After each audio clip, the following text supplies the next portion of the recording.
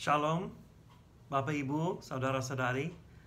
Saya senang dengan kesempatan ini. Saya akan mulai satu seri khotbah yang saya harap akan menjadi teladan atau contoh bagaimana kita bisa berkhotbah dari firman Tuhan secara eksposisi. Dan khususnya kita mulai dengan teks dari Perjanjian Lama. Saya pilih teks kitab Keluaran untuk beberapa alasan. Kita akan lihat itu. Ada hukum Taurat di situ, ada sejarah bangsa Israel yang sangat berarti, yang sangat penting, yang sangat dasar. Dan saya harap khotbah-khotbah ini bisa menjadi berkat dan bisa menolong Bapak Ibu untuk membentuk khotbah eksposisi, cara eksposisi, metode eksposisi yang lebih setia terhadap firman Tuhan. Kenapa ini penting? Karena di dalam gereja masa kini di seluruh dunia tidak terlalu banyak gereja berfokus kepada firman Tuhan, berfokus kepada kebenaran dasar kita sebagai orang percaya kepada Yesus. Dasar kita adalah firman Tuhan. Dan saya harap dengan dorongan dari Pak Kedua, Pak Daniel, bahwa ini bisa menjadi salah satu hal yang bisa menjadi berkat untuk Bapak Ibu sebagai gembala atau mempersiapkan diri menjadi gembala di Indonesia. Mari kita berdoa sebelum kita masuk dalam teks ini. Bapa kami berterima kasih karena kesempatan ini untuk belajar dari firman Tuhan. Tolong pakai firman Tuhan ini dalam kehidupan, pelayanan, keluarga kami, supaya kami bisa ingat siapakah Allah, siapakah kami, dan betapa indahnya Tuhan dan firman Tuhan ada. Dan kami berdoa hal ini dalam nama Yesus Kristus. Amin. Bapak Ibu dan saudara-saudari yang dikasihi Tuhan, saya ingat kira-kira 24 tahun yang lalu, saya melayani sebagai seorang pendeta di gereja CMA di Amerika Serikat, dan ada seorang di gereja itu yang bikin masalah bagi kami. Dia mulai gosip, mulai berkata hal-hal yang buruk tentang keluarga saya dan tentang pernikahan saya dengan istri saya, Ibu Laura. Saya sangat down, dan saya ketemu dengan penatua-penatua di gereja itu, dan kami ambil keputusan untuk mendisiplin orang ini. Dan saya berjalan kaki dari gereja ke pastori.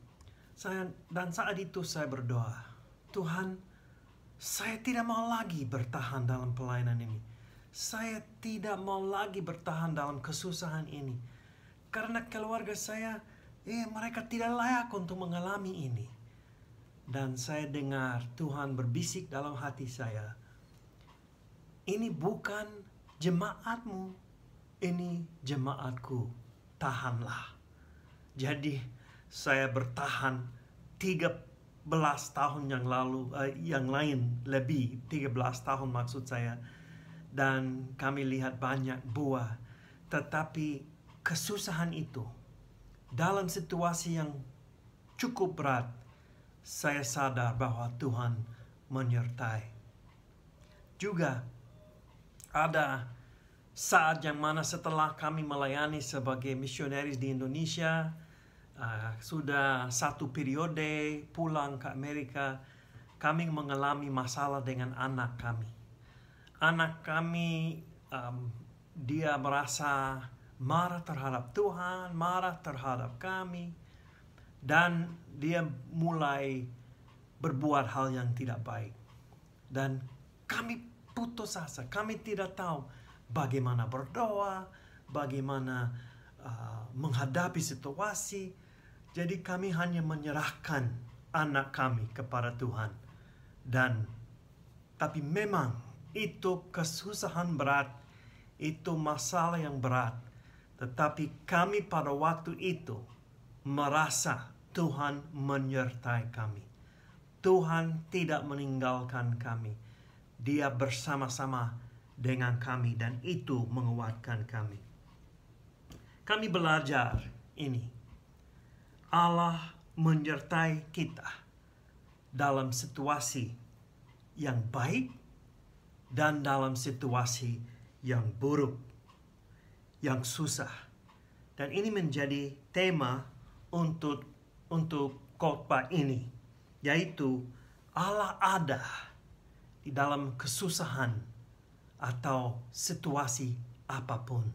Allah ada dalam kesusahan pun. Kita akan lihat kitab Keluaran, tetapi kita harus memikirkan tentang latar belakang sedikit dari kitab ini.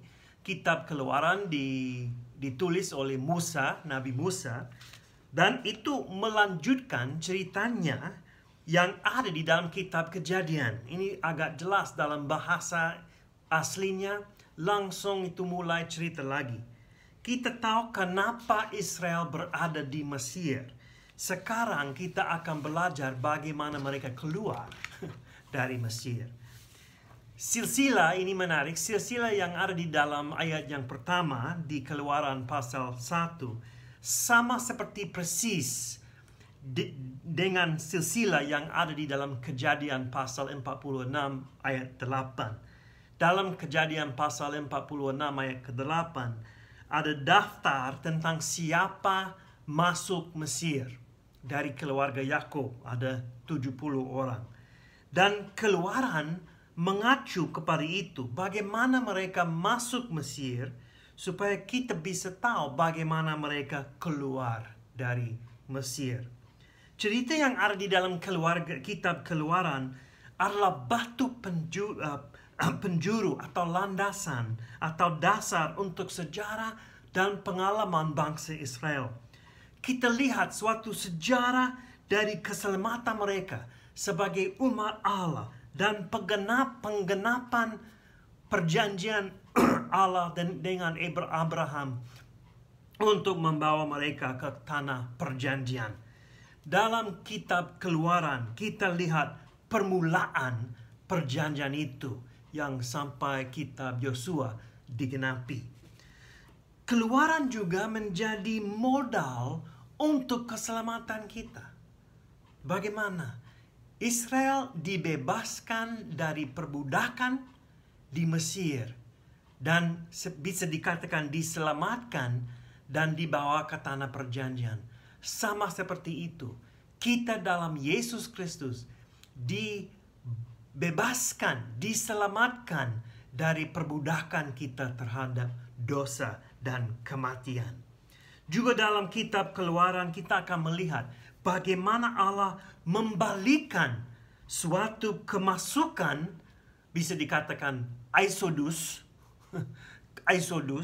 masuk, untuk menjadi suatu keluaran atau Exodus, keluar. Dan mengapa Allah membuatnya? Ini kuncinya, mengapa? Kita akan lihat bagaimana, tetapi kita akan bertanya terus dalam kitab Keluaran ini, mengapa? Dalam seri ini, kita akan melihat bahwa bangsa Israel dianggap umat Allah sebelum mereka dikeluarkan dari Mesir, karena Allah menyebut mereka sebagai umatnya, dan sebelum mereka dapat hukum Taurat. Itu penting sekali. Mereka dianggap umat Allah pada waktu mereka berada di padang gurun dan sebelum mereka masuk tanah perjanjian. Ini satu prinsip yang penting untuk kita, karena hukum Taurat sering disalahpahami. Kita tidak diselamatkan berdasarkan pekerjaan yang baik. Orang Israel diselamatkan sebelum mereka dapat hukum Taurat. Tetapi kita diselamatkan oleh karena kasih karunia Allah. Prinsip ini sama di dalam perjanjian lama dan perjanjian baru. Kita diselamatkan oleh karena pilihan Tuhan, oleh karena kasih karunia dari Tuhan. Kita akan sering melihat prinsip ini dalam seri khotbah ini. Mari kita lihat teks ini. Saya akan membaca Keluaran pasal 1. Saya mendorong Bapak Ibu, saudara-saudari, kalau ada Alkitab dengan Bapak Ibu, tolong ikut saya pada waktu saya membaca pasal 1. Saya akan membaca pasal 1 ayat 1 sampai ayat 22. Inilah firman Tuhan. Inilah nama para anak Israel yang datang ke Mesir bersama-sama dengan Yakub. Mereka datang dengan keluarganya masing-masing. Ruben, Simeon, Lewi, dan Yehuda, Isakar, Zebulon, dan Benyamin, dan serta Naftali, Gad, dan Asyir. Seluruh keturunan yang diperoleh Yakub berjumlah 70 jiwa. Tetapi Yusuf telah ada di Mesir. Kemudian matilah Yusuf, serta semua saudara-saudaranya, dan semua orang yang seangkatan dengan dia. Orang-orang Israel beranak cucu, dan tak terbilang jumlahnya. Mereka bertambah banyak dan dengan dahsyat berlipat ganda, sehingga negeri itu dipenuhi mereka. Kemudian bangkitlah seorang raja baru memerintah tanah Mesir yang tidak mengenal Yusuf. Berkatalah raja itu kepada rakyatnya, bangsa Israel itu sangat banyak dan lebih besar jumlahnya daripada kita. Marilah kita bertindak dengan bijaksana terhadap mereka, supaya mereka jangan bertambah banyak lagi. Dan jika terjadi peperangan, jangan bersekutu nanti dengan musuh kita dan memerangi kita, lalu pergi dari negeri ini. Sebab itu pengawas-pengawas Rodi ditempatkan atas mereka untuk menindas mereka dengan kerja paksa, perbudakan. Mereka harus mendirikan bagi Firaun kota-kota perbakalan, yakni Pitom dan Ramses. Tetapi makin ditindas, makin bertambah banyak dan berkembang mereka, sehingga orang merasa takut kepada orang Israel itu. Lalu dengan kejam, orang Mesir memaksa orang Israel bekerja dan memahitkan hidup mereka dengan pekerjaan yang berat, yaitu mengerjakan tanah liat dan batu bata dan berbagai-bagai pekerjaan di padang. Ya, segala pekerjaan yang dengan kejam dipaksakan orang Mesir kepada mereka itu. Raja Mesir juga memerintahkan kepada bidan-bidan yang menolong perempuan Ibrani, seorang bernama Sifra dan yang lain bernama Pua. Katanya, apabila kamu menolong perempuan Ibrani pada waktu bersalin, kamu harus memperhatikan waktu anak itu lahir. Jika anak laki-laki, kamu harus membunuhnya. Tetapi jika anak perempuan, bolehlah ia hidup. Tetapi bidan-bidan itu takut akan Allah dan tidak melakukan seperti yang dikatakan Raja Mesir kepada mereka, dan membiarkan bayi-bayi itu hidup. Lalu Raja Mesir memanggil bidan-bidan itu dan bertanya kepada mereka, mengapakah kamu berbuat demikian, membiarkan hidup bayi-bayi itu? Jawab bidan-bidan itu kepada Firaun, sebab perempuan Ibrani tidak sama dengan perempuan Mesir, melainkan mereka kuat. Sebelum bidan datang, mereka telah bersalin. Maka Allah berbuat baik kepada bidan-bidan itu. Bertambah berbanyaklah bangsa itu dan sangat berlipat ganda. Dan karena bidan-bidan itu takut akan Allah, maka ia membuat mereka berumah tangga. Lalu Firaun memberi perintah kepada seluruh rakyatnya, lemparkanlah segala anak laki-laki yang lahir bagi orang Ibrani ke dalam sungai Nil. Tetapi segala anak perempuan biarkanlah hidup. Dalam pasal 1, kita lihat 3 bagian. Yang pertama, penjelasan bagaimana Israel berada di Mesir dan bukan Kanaan. Jadi mengingatkan pembaca tentang apa yang terjadi dalam kitab Kejadian. Yang kedua, keputusan Firaun untuk menindas dan memperbudakkan bangsa Israel karena mereka bertambah banyak, semakin besar. Dan yang ketiga, perbandingan antara Firaun sama rakyatnya dan bidan-bidan Israel. Pertama, dalam ayat yang pertama sampai yang ketujuh, kita lihat siapa ada di Mesir dan bagaimana mereka diberkati. Ayat 1 sampai 7 menjelaskan latar belakang sekali lagi bagaimana Israel ada di Mesir. Kita bisa membaca cerita itu dalam Kejadian pasal 37 sampai pasal 50. Dan bagaimana Yusuf menjadi orang penting di Mesir. Penting sekali. Kedaulatan Allah sangat jelas dalam cerita itu. Dan ini menjadi prinsip yang penting dalam kitab Keluaran. Sama seperti Allah menyertai Yusuf dalam kesusahannya, dalam masa keburukannya, dalam situasi yang susah berat sekali, dalam penjara pun Allah menyertai dia. Sama seperti itu, Allah juga akan menyertai Israel sebagai umatnya sampai mereka berkembang sehingga negeri itu dipenuhi mereka, katanya. Ayat yang dalam 1 sampai 7.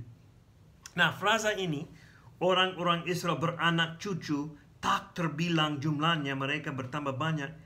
Ini menarik, karena itu seperti yang diperintahkan kepada Adam dan Nuh untuk bertambah banyak, beranak cuculah. Jadi mereka sangat subur, sangat siap untuk bertambah banyak. Tapi kita lihat situasinya yang sangat beda dalam ayat yang ke-6.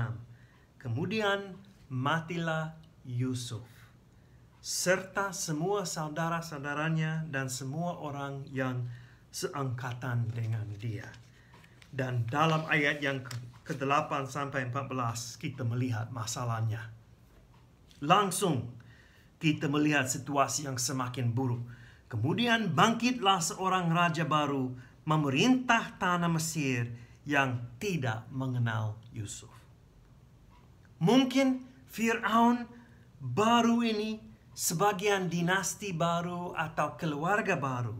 Atau mungkin dia adalah anak atau cucu dari Firaun yang mengenal Yusuf. Dan dia tidak mau mengaku kontribusi Yusuf dan kepentingannya untuk keselamatan Mesir. Tapi yang jelas adalah dia tidak lagi mengenal Yusuf, tidak mau mengenal Yusuf, dan tidak merasa tanggung jawab kepada orang Israel. Padahal, oleh karena Yusuf, bangsa Mesir diselamatkan. Kalau tidak ada Yusuf, tidak ada orang untuk menafsirkan mimpi Firaun dan mempersiapkan bangsa itu untuk kelaparan itu. Tuhan pakai Yusuf. Itu kedaulatan Allah yang sering muncul dalam Kejadian pasal 37 sampai 50. Dan dalam ayat yang ke-9 kita membaca bahwa Firaun menjadi khawatir tentang jumlah orang Israel. Pada masa Yakub dan Yusuf, mereka diberikan tanah Goshen. Ini tanah yang subur dan baik. Dan Firaun baru semakin takut tentang jumlahnya. Tanah yang subur dan mungkin ibu-ibu yang subur yang melahirkan banyak anak. Keputusan Firaun adalah memperbudakkan bangsa Israel. Ini sering terjadi, saudara-saudari, Bapak Ibu, dalam sejarah dunia ini.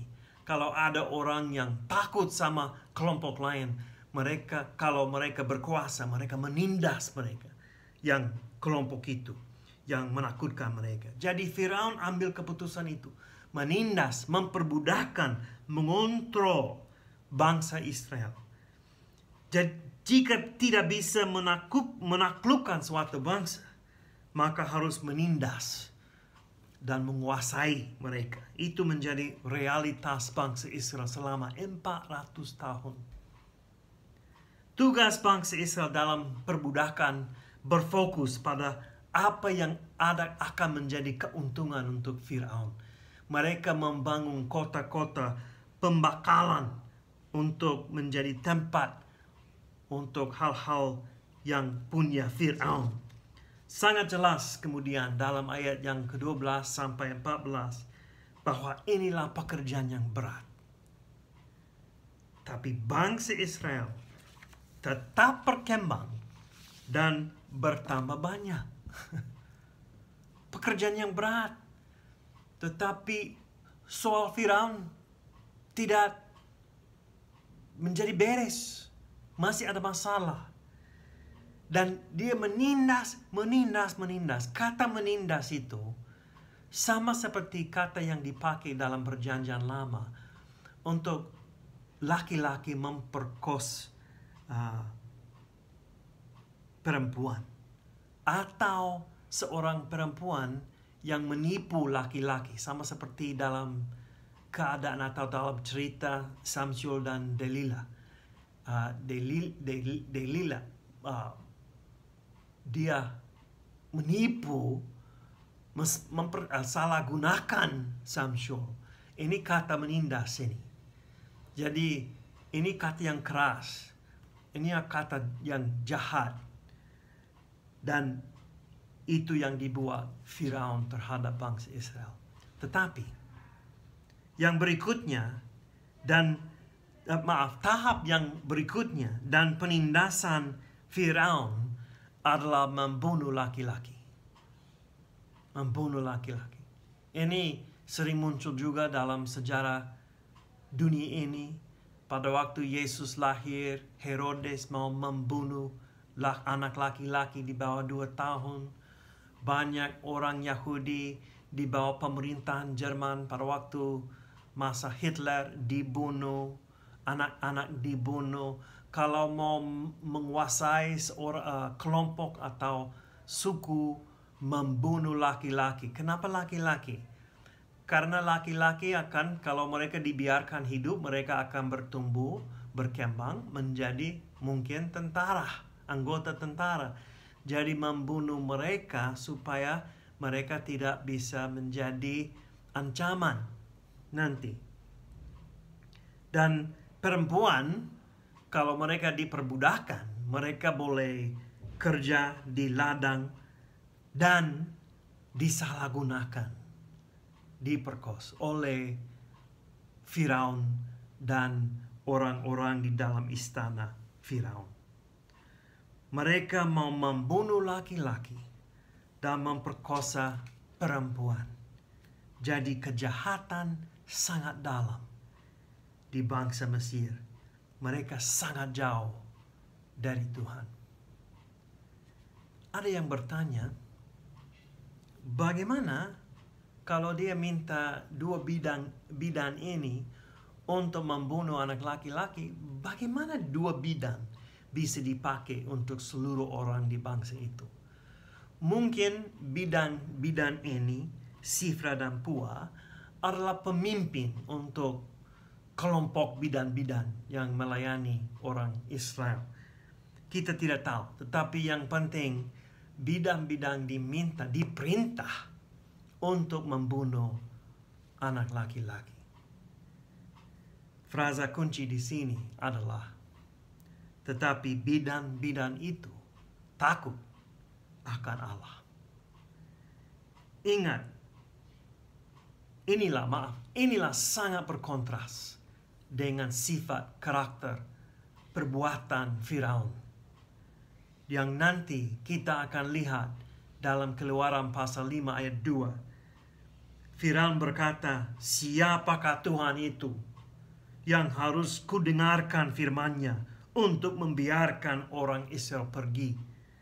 Inilah seorang Firaun 80 tahun setelah kasus ini, setelah Musa lahir. Tetapi poinnya adalah tidak ada ketakutan dalam pikiran, dalam hati Firaun terhadap Allah ini. Sangat berbeda dibandingkan dengan bidan-bidan itu. Dan oleh karena bidan-bidan itu takut akan Tuhan, lebih dari takut akan manusia. Tuhan mengambil rasa malu mereka dan memberikan kepada mereka keluarga, suami dan anak-anak. Orang ahli sejarah ini menarik, ahli sejarah Mesir berkata bahwa kata Fir'aun namanya itu berarti rumah yang besar. Dan oleh karena bidan-bidan itu menghormati Allah lebih dari menghormati Firaun, mereka diberikan rumah yang besar. Rumah tangga. Dan jadi mereka lebih cerdik dibandingkan rumah besar itu Firaun, dan mereka diberikan rumah besar.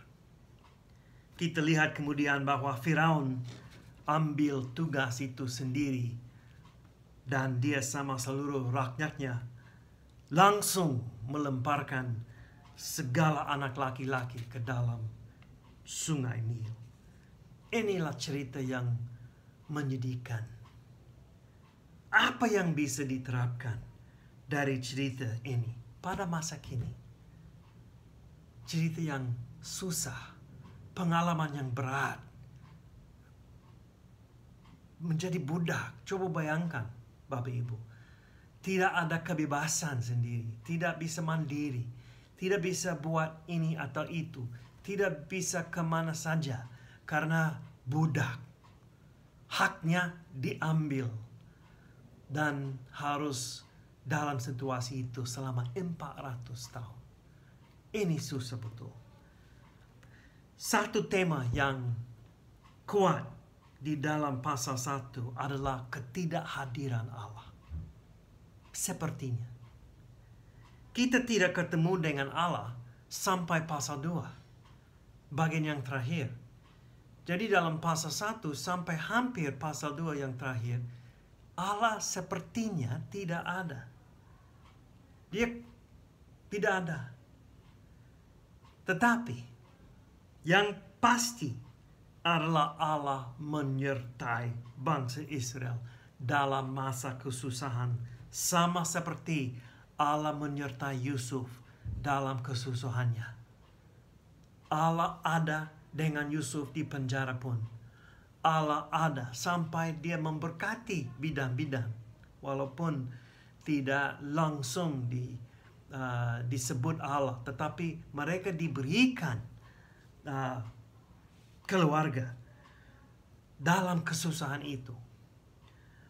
Allah sangat berdaulat, walaupun tidak selalu jelas dalam situasi bangsa Israel atau situasi kita.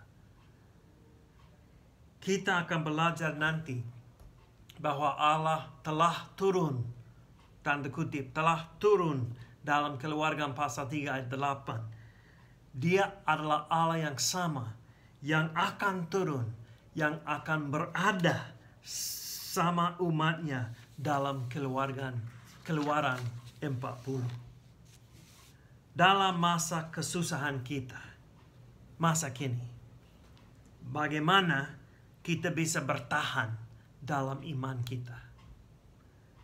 Salah satu hal kita bisa ingat bagaimana Allah menyertai kita dalam situasi yang susah masa lalu, dalam kehidupan kita masa lalu. Pada waktu Israel menjadi budak dan berada dalam kondisi berat selama 400 tahun, mereka bisa ingat bagaimana Allah menyertai mereka pada masa lalu, yaitu masa Yusuf. Dan hal itu akan menguatkan mereka untuk percaya bahwa Allah tetap menyertai dan berdaulat masa kini. Itulah pengharapan kita untuk masa depan. Mereka bisa ingat Allah itu adalah Allah perjanjian, Allah covenant Abraham, Ishak, dan Yakub. Dan Yakub dibawa ke Mesir, Yusuf lebih dahulu, dan Tuhan menyertai dia, Tuhan memberkati dia, Dan padahal dalam perbudakan Tuhan akan menyertai bangsa Israel. Kita juga mungkin dalam situasi yang susah, mungkin pada pelayanan yang susah, mungkin ada anak laki-laki atau anak perempuan yang nakal, mungkin COVID, mungkin pandemi ini, mungkin penyakit, mungkin kematian, mungkin situasi yang buruk sekali, merasa berat sekali. Kita harus ingat, Allah menyertai kita. Dia tidak meninggalkan, walaupun mungkin kita belum rasa Dia. Walaupun kita tidak lagi melihat dampaknya, tetapi Allah tetap ada. Itu yang kita harus ingat. Yang penting sekarang adalah sikap kita dalam kesusahan. Kita belajar dari bidang-bidang. Mereka tetap setia kepada Tuhan dan takut akan Allah walaupun dalam situasi kesusahan. Mereka siap ambil konsekuensi. Dan mereka percaya kepada Tuhan dalam kesusahan itu. Mari kita ingat teladan Yesus. Saya akan membaca 1 Petrus pasal 2 ayat 21 sampai 25. Dalam konteks Petrus ini, Petrus menjelaskan dan mendorong jemaat untuk bertahan, dan walaupun mungkin dianiaya atau menderita oleh karena Injil, ingat Yesus. Ayat yang ke-21 pasal 2. Ia tidak berbuat dosa dan tipu tidak ada dalam mulutnya. Ketika ia dicaci maki, ia tidak membalas dengan mencaci maki. Ketika ia menderita, ia tidak mengancam, tetapi ia menyerahkannya kepada Dia yang menghakimi dengan adil. Ia sendiri telah memikul dosa kita di dalam tubuhnya di kayu salib, supaya kita yang telah mati terhadap dosa hidup untuk kebenaran. Oleh bilur-bilurnya kamu telah sembuh, sebab dahulu kamu sesat seperti domba, tetapi sekarang kamu telah kembali kepada gembala dan pemelihara jiwaku. Kita punya pemelihara jiwa kita, gembala yang baik, yang mau membawa, yang menyertai, dan tidak pernah akan meninggalkan. Walaupun saudara-saudara Bapak Ibu mungkin merasa atau mengalami situasi yang susah sekali. Dalam kesusahan, oleh karena salib dan kebangkitan Yesus, kita bisa yakin dan percaya bahwa Yesus tetap menyertai kita. Sekali lagi, dalam COVID, dalam penyakit, dalam kesusahan pelayanan, dalam penindasan, dalam hal yang tidak adil, dalam situasi apapun. Setelah tahun itu yang mana anak kami mengalami situasi yang dia jauh dari Tuhan dan marah sama kami merasa agak down. Kami mau, ada sebagian saya yang mau mundur. Tidak mau kembali ke Indonesia dan mau berfokus kepada anak. Tetapi Tuhan panggil kami. Dan kami kembali ke Indonesia. Kami berpisah dari anak kami yang masuk marinir di Amerika Serikat. Dan karena di dalam basic training itu di marinir tidak terlalu banyak kesempatan untuk komunikasi, harus lewat surat tangan, surat tulis. Dan kami menunggu beberapa minggu, berdoa saja untuk surat dari anak kami. Pada waktu kami di Bira untuk 2 hari libur, kami di Bira dengan anak bungsu, dan kami dapat di dalam email anak kami yang sulung dapat surat dari anak itu di marinir, dan dia upload di email dan kirim kepada kita. Luar biasa, surat ini berkata, Bapak dan Mama, saya minta maaf. Bapak dan Mama, benar saya salah. Saya sangat bersyukur karena Bapak dan Mama ambil keputusan untuk menjadi pelayan di Indonesia. Dan tidak ada tempat yang lebih baik dibesarkan dibandingkan dengan Indonesia dan Malaysia yang mana dia bersekolah. Dia bilang, terima kasih. Saya mengasihimu. Aduh, ini menjadi contoh bahwa walaupun dalam lembah itu yang mana kami merasa Tuhan tidak ada, Tuhan ada. Dia menyertai. Dan sampai sekarang anak kami sama dengan istri, dan mereka punya 3 anak, dan mereka tetap setia terhadap Tuhan. Mungkin Bapak Ibu, saudara-saudari merasa down sekarang, merasa Tuhan tidak ada. Saya mau mendorong Bapak Ibu, ingat Israel. Dalam perbudakan mereka, Tuhan menyertai. Dan dalam kesusahan kita, karena Yesus sudah berjanji, Dia tidak akan meninggalkan kita. Allah ada. Mari kita berdoa. Bapa kami bersyukur karena firman Tuhan benar. Tolong kami menerapkan, dikuatkan oleh firman ini untuk kemuliaan Tuhan. Kami berdoa dalam nama Yesus Kristus. Amin. Terima kasih Bapak Ibu, saudara-saudari. 2 minggu lagi saya akan upload Keluaran pasal 2. Jadi 2 kali sebulan saya akan upload khotbah seri dari Keluaran. Tuhan memberkati.